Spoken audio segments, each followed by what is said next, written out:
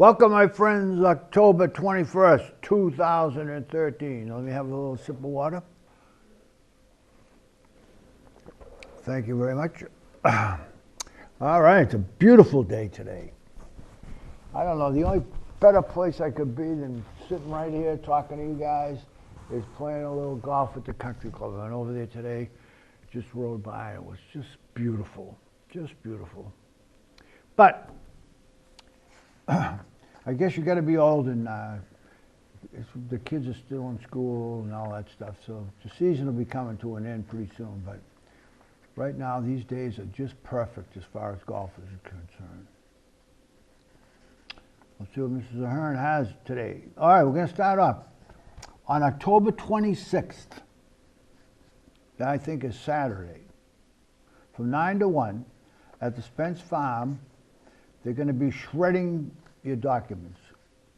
So if you have a lot of old documents, old checks and stuff like that, insurance policies and stuff like that, you've been getting them in a cigar box down the cellar, bring them up there, and it's free to Woburn residents, as I understand it. And so they shred them, and that way they don't get in a landfill, and 100 or 200 years from now, the archaeologists dig them all up and they'll know exactly what you were doing with your money. So that's a Saturday, October 26th, 9 to 1. They're going to have a shredding machine there. I don't know how big, how long it'll take. First come, first serve, I guess is the way it goes. But it's free for Woburn residents. I think it's a great service. And maybe it won't go exactly the way they want it to this Saturday, but I think they'll probably do it again if it works out. So have patience, go up there, talk to your friends while you're waiting. In East Woburn, Dragon Court parking ban is requested. Mrs. Brune wants to have Dragon Court have no parking on it at all. I guess one side's banned now, and she'd like to have the other side so there's no parking. It's kind of a weird little street over there in East Woburn. It's almost at the Reading line.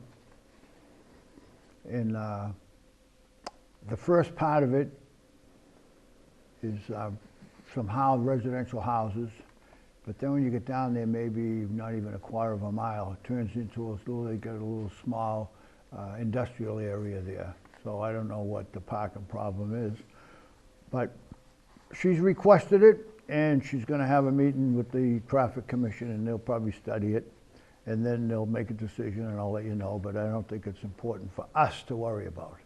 I think it's more with probably employees of the buildings that are down there.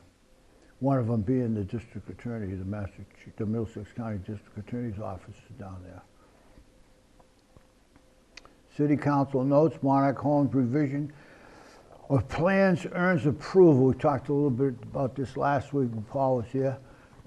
He didn't get involved in it, but I mentioned it. I think it came out of the planning board as okay, and I guess the city council voted on it and said it was fine. They're making a nice 400 square foot area, which I think is going to be in the back. You won't see it, like a living room area, so that when families come to visit some of the people who are living there, they'll have a place to kind of congregate. Be nice. They do. It's a beautiful building. The whole thing about it is good. There's nothing I don't think wrong. So I think I'm sure they would have liked to have this plan in the original plan, so it would have been done. But they're going to do it anyway, so it's a plan. Very good.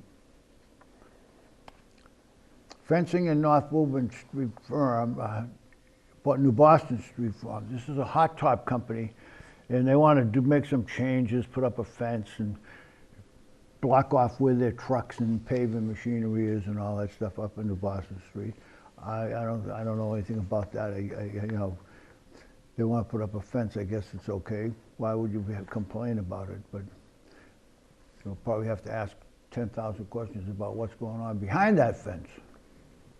So, Dave and Buster's. Abutters urge denial of petition. I think they're going to vote on that tomorrow night. So if you want to watch that vote, it'll be pretty interesting. There'll be a lot of talking and a lot of moaning and groaning about Dave and Buster's for people who like it and people who don't like it. I said back a few weeks ago when Tally-Ho, whatever she calls herself now, Jane Lynn, Tally-Ho 3 or 4 or 5, she wrote a letter to the Times. I thought it was pretty well written. I usually don't agree with some of the stuff she says.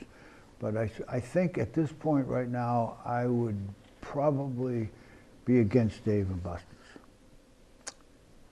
And that would be not strongly against it either, because something has to go there. The politicians are very interested in the amount of jobs, fees, taxes, all kinds of money will come rolling into the city. It's going to be a pretty good sized building. Be able to have 1,300 people in there at once. I don't think they'll ever have 1,300 people in there at once, but I suppose you have to keep track of that kind of stuff. You're going to have plenty of policemen around there on the weekends when it's busy. There was even some talk of a fire department firemen being there to make sure that the exits and stuff is all right. But I'm not so sure. I think these buildings today are built with such expertise relative to the fire and emergencies, you know, since the nightclub down in Rhode Island burnt, and you have to have all kinds of, you know, you have to have almost like furniture that won't burn, and the plastic on the upholstery can't give off poisonous or noxious smoke, so you die if you inhale it. All of these things will be very well taken care of, I think, in Dave and Buster's. I've never been in one, I have to admit that, but I know enough about the construction of some of these places now where you're going to get a good-sized crowd in there. They're very, very well taken care of. So we'll watch and see. That's if they get the permit. I don't even know if they're going to get the permit, but I mean, they're going to try. And I think most people have, I think, fought for the jobs, the taxes, and all that kind of extraneous stuff. The problem would be for the people who live on the old Mishawang Road. There's a few houses there. They're worried about traffic and people parking all over the place. They're going to park some cars in the bank parking lot. And then they had a little plan where they want me to go around the Horn to get to the Moolahs instead of making that little shortcut there through there. So I don't go to the Moolahs at 11 o'clock at night. It's not even open anyway. So I think in the times that Dave and Buster's is open, most people in my age group will be in bed. And I think the young people are out on Friday and Saturday night, maybe Saturday afternoon and Sunday, and they're playing all these video games and stuff. And you can have some food there. They get a liquor license. So they have 3 or 4 of them around. There's one in Braintree. And one of my grandsons was at school in Providence, and there was a Dave and Buster's right in downtown Providence. So I think it's a company. I don't know how long they've been there or what they are, but you never hear anything bad about them. It's just that I always had the personal feeling that I wanted to have something better. Not that that's bad, but I mean, something better than Dave and Buster's on 128. 1 million cars go by there a day, you know? And I want people to say, look at that, we're in Woburn now. Yep, you are. Because when you go a little further down and you're going south on 128, you get to the Trade Center and the courthouse, and I want to tell you, you can tell you're in Woburn when you get there. So let's see. We'll see how it goes. We'll talk about a little more next week. The Woburn voters go the same way. That means, I think, that the city of Woburn voters did the same as all the rest of the communities relative to the election for filling Congressman Markey's seat. Since he's now a United States Senator, we had to have a special election which nobody voted in. and a young woman from Melrose, a state senator named Clark, won that election. And I think she got, I have it here somewhere, but I'm not gonna go look it up now. I think it was like, she got 600 or 800 votes in Woburn. So that's pretty bad, but I think not very many people voted. About 6% or 10% of the people voted, and I think we had that many people working at the polls, actually. So these are the elections. They cost money, but you have to fill in these vacancies, and I think we'll have another election. She'll be running against a young man, a Republican named Ed Vinola. And I think he might come from Winchester. But anyway, he's a Boston attorney, and she's an attorney too, I think. So they'll have I'm sure they'll have a couple of debates. I think they're gonna have another special election in December. So I would say in the middle, in Markey's district, whatever the number was, I forget. But I think basically she would have to be a favorite going out of the box, because I think the Democrats in that district just outnumber the Republicans by a lot. So we'll have to keep an eye on that. Or the 5th congressional, Mr. Ahern has it right here, in the finals in the 5th congressional district. The animal control officer cites numerous calls relative to coyotes. I haven't seen any evidence up in my neighborhood of coyotes, but I think when you get over the west side, there's probably a little bit more. They always had a few years ago, I had an opportunity to go out with Mr. Donovan and ride around with him and talk to him a little bit. And I think in the glen, which is pretty much attached to the high tension wires that go over the mountain there through where the Taki school was, the Taki property, Shannon's Farms, there's a lot of woods through there. And I think that was a pretty good spot for coyotes. But anyway, no matter where they are, if they're hungry, they're gonna go get food. So if you've got a small dog, cat, you got to make sure they're either in the don't leave the garbage out, or any of the raccoons are bad enough. But a coyote looks like a dog, but they're pretty quick, you know. And of course, these stupid dogs we have, they think everybody's another dog. So the next thing you know, the coyote just grabs them and carries them off. It's a heartbreaking experience to have to lose a pet like that, but if we do our best and stay aware and keep the garbage in the trash covered up in a secure area, and we won't have any of these heartbreaking experiences, because he seems to think that right now there's a coyote warning. A coyote warning. That's pretty interesting right there in itself. School committee administrators are still wary of rules for fundraising. Why do they care? I don't get that. Why do you care? Administrators are still wary of rules for fundraising. They fundraise, kids fundraise, they sell cookies and Girl Scout cookies and all that kind of stuff. And they're still moaning and groaning about the couple of $1,000s to girls who wanted to have a volleyball team, went out and raised a few bucks and asked some people for money, and they wanted to have a volleyball team. It embarrassed the whole school system into providing the money for the volleyball team, which is a very good volleyball team too, by the way. You know, they didn't do well the first year, but nobody does well the first year, but they're getting better. And Woburn will be very well represented. They got a kid that's a coach, I don't know, like an old man, I don't remember his name either, but he's a good guy. We help him out as much as we can here at the station, taping their games and showing them to him so that he can educate his girls with the tape and show them what they're doing right or wrong. But the school, fundraising, why do they care? Just get the kids educated, never mind. They know how to count money.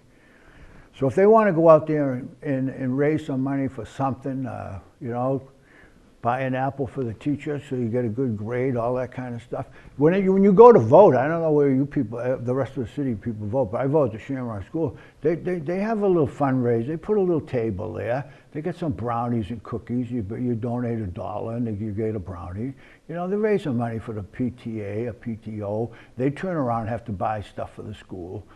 I think the principals can decide whether the kids can raise money or not. You know, I can't even imagine that they can spend time on this kind of stuff when there's other problems in the school system. But it's almost like, it makes me crazy. I think it's almost like they look for busy stuff. This is busy stuff, you know. They've been fundraising since I was in school.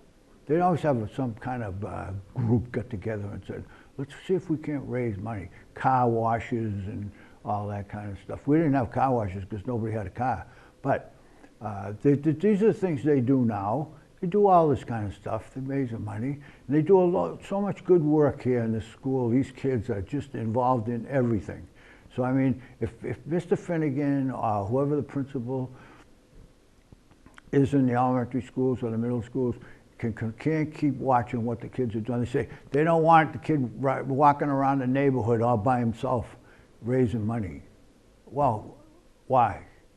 Because there's an axe murderer behind every tree, you know? These people have to wake up and say, you know, the kids have to, you know, they want to push that envelope. They want to get out there and go over to the next street over, or walk down to Jimmy's house without their mother driving them. You know, that's when you get to grow up a little bit, you know. It's unfortunate there are accidents, something happens, and I think that's probably part of life. A kid might get hit by a car, but I don't think there's anybody out there waiting for them to start raising money so they can rob them on their way around the neighborhood trying to get $1 from every household or a $10 bill from every household, depending what they're doing. So it just makes me crazy to think that they spend time even discussing this stuff. Because they've been doing it for years, just do it the way they've always been doing it. My opinion only.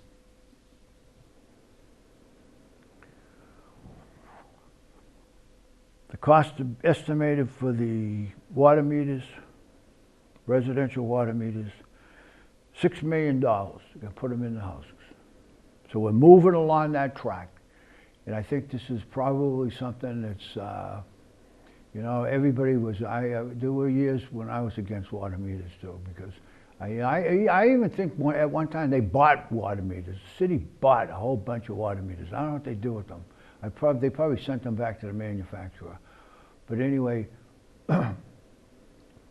we have some strange rules in that division too, because now I think if you build a new house and you have to have a water meter, or you can't move into it. So I don't know what you're going to do with that one when they come with the new one.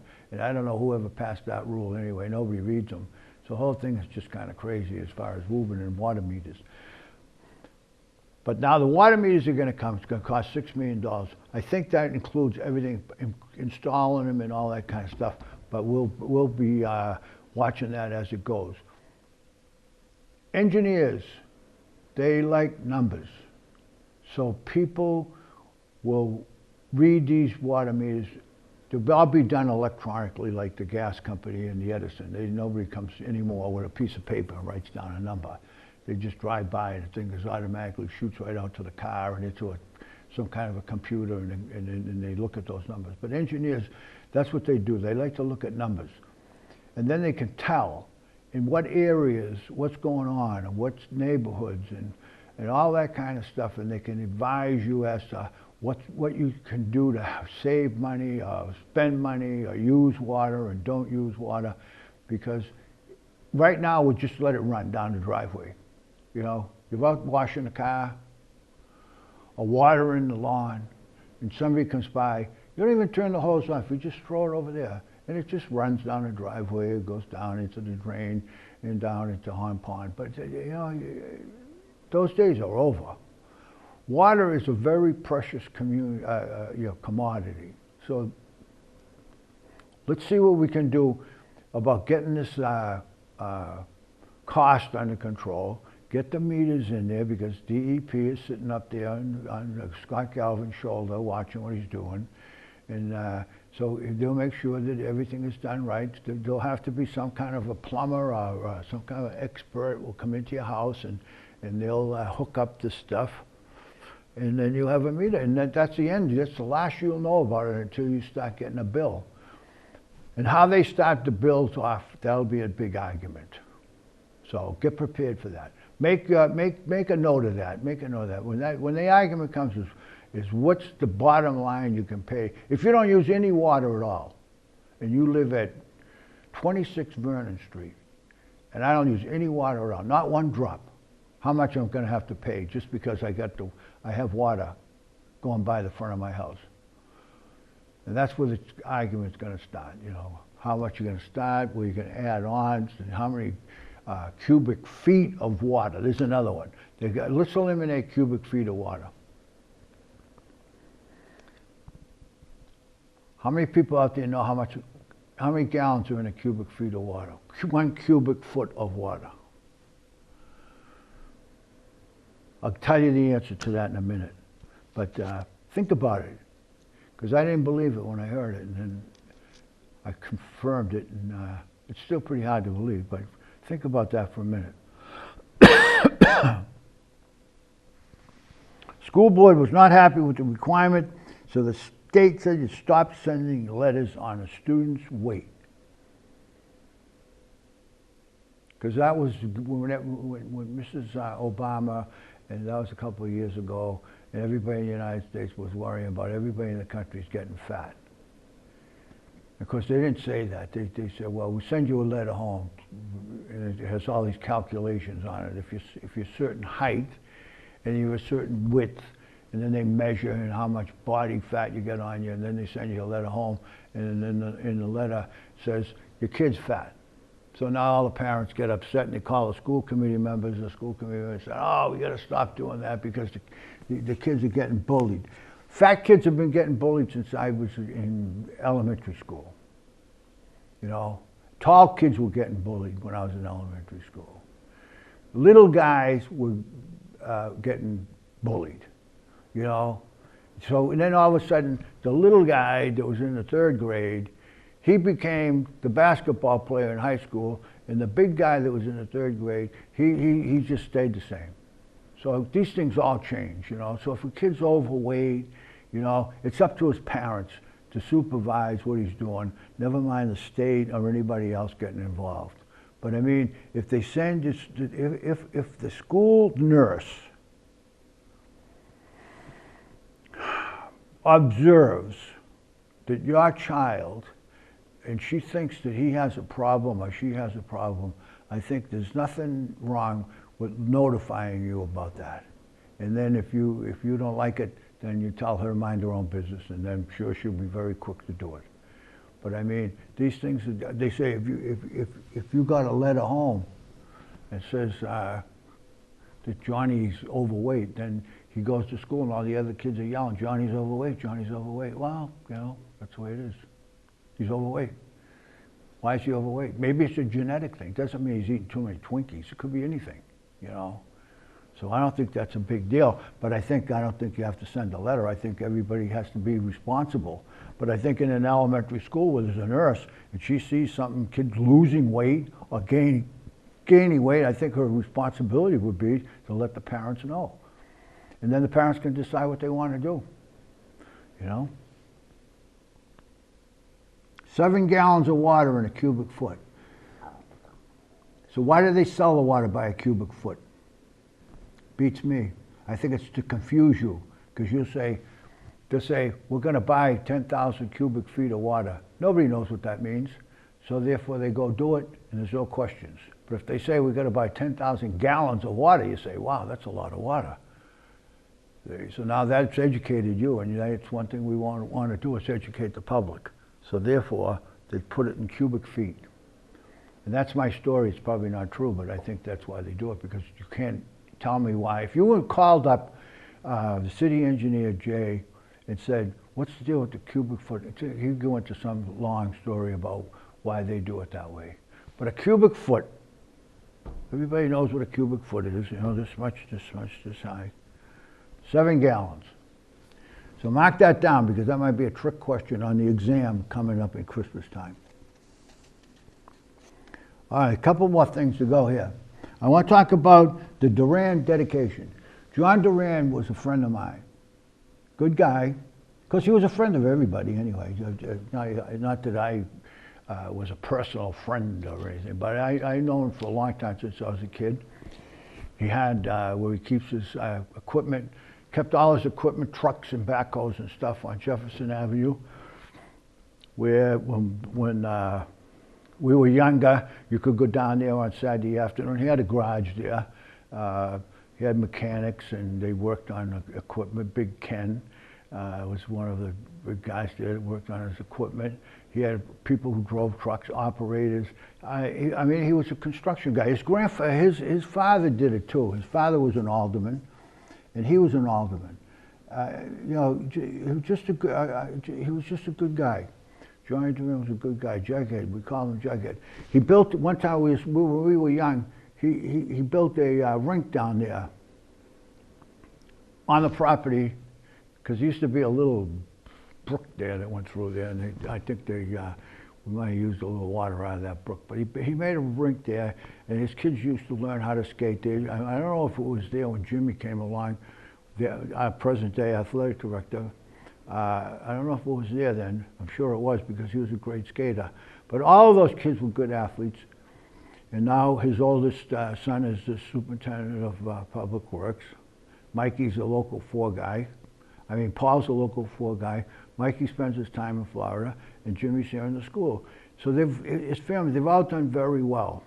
And the other thing I want to say about him is, when you were young, he learned you something. He taught you. He had these, in those days, they didn't have these huge dump trucks like they have now. They had more little 6-wheelers.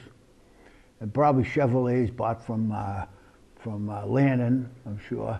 And they had a 2-speed rear end, a little button on a shifter that you shift in. Of course, nobody knew how to do that. I mean, you could drive a shift car, you know, but nobody knew how to drive the little dump truck. And he'd be on hot top or a little loom around, stuff like that. And so that's where you learn. He'd teach you, or he'd let you learn, either on Jefferson Avenue or around Green Street or whatever.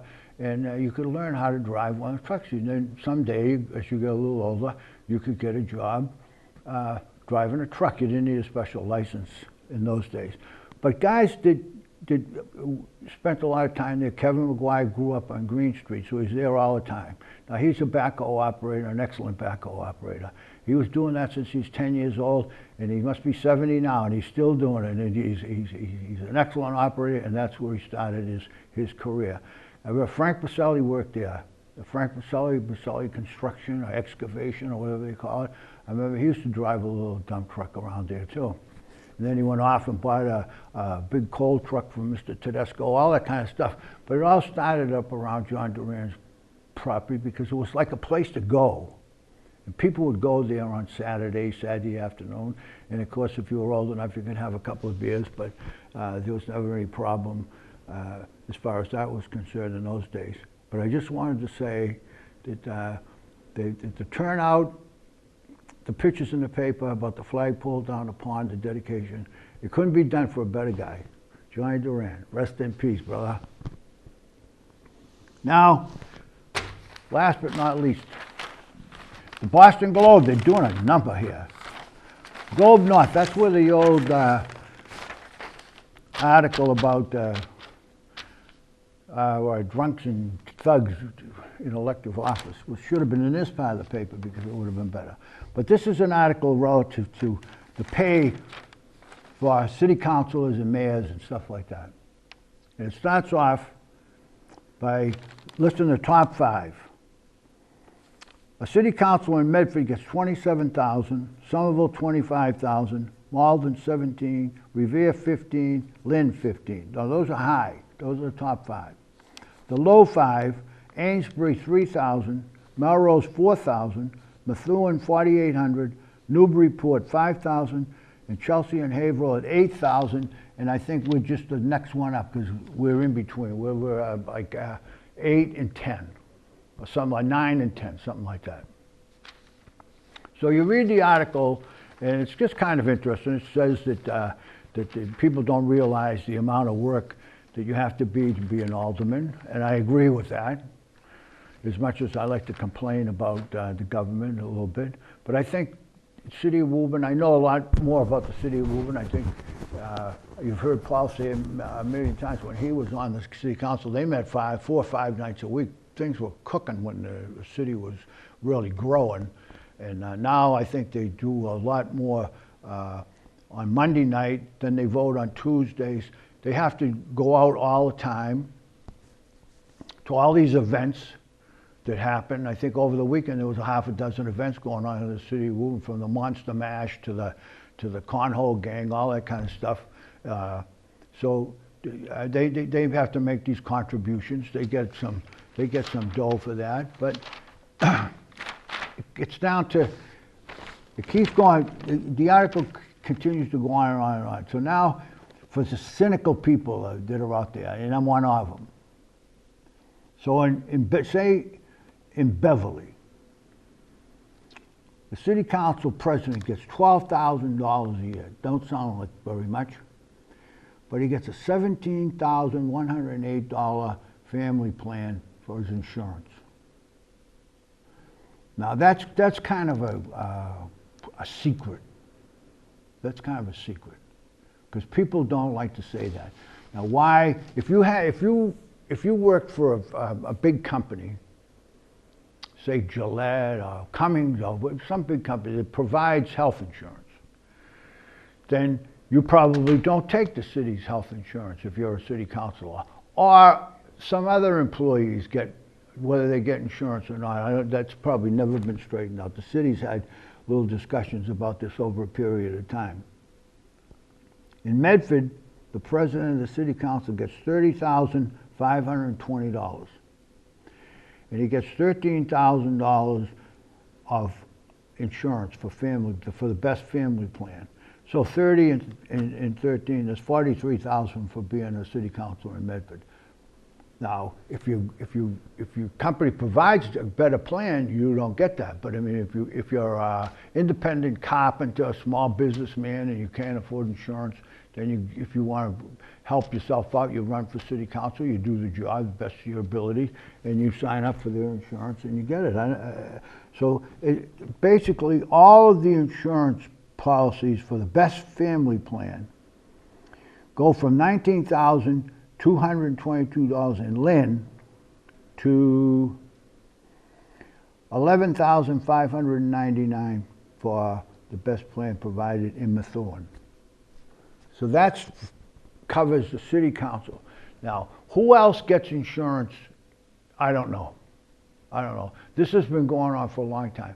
It used to be that certain members of certain boards or certain appointments, they got insurance. Then the city council said, no, we can't afford that no more, and they stopped doing it. Then they started doing it again. So I don't know where we're at with that now, but that's just something that maybe someday somebody can look up and find out what the deal is. But I mean, if you had a lot of people, the city of Woburn, I don't know how many employees we have, but at $18,187 for the best family plan, you're talking about a lot of dough. A lot of dough. So that's one of the things that keeps the budget moving up. Because whether you change the amount of employees or you just keep it the same, the price of the insurance goes up, that makes the budget go up. So, you know, for somebody to say, well, the mayor or the administrations, they just keep raising the budget, Well, they don't raise the budget. Maybe the insurance company raises the budget. If the cost of gasoline goes up, that raises the budget. But anyway, I thought that was kind of interesting. So we're doing all right. We're doing all right because we're right in the middle of where we should be. We're not in Medford where the prices are kind of high, and we're not in Methuen where the prices are kind of low. So we're all right. And that'll do it for this week. Thanks for watching. Next time.